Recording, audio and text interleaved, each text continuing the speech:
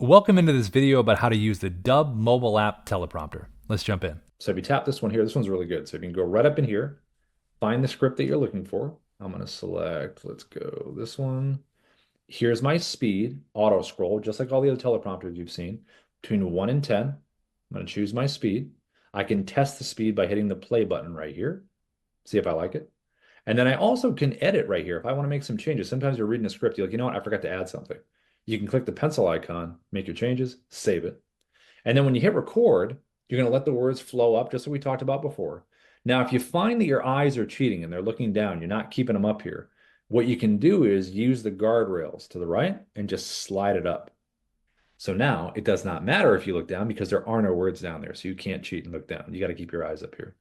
And if you don't, you're not doing that, you don't have to worry about it.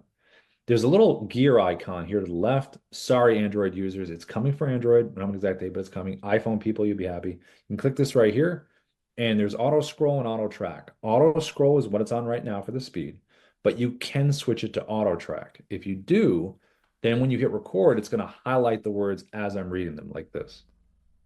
Dubb's features are designed to help your team grow and succeed. Collaborate, manage large teams, and maintain consistency across your content.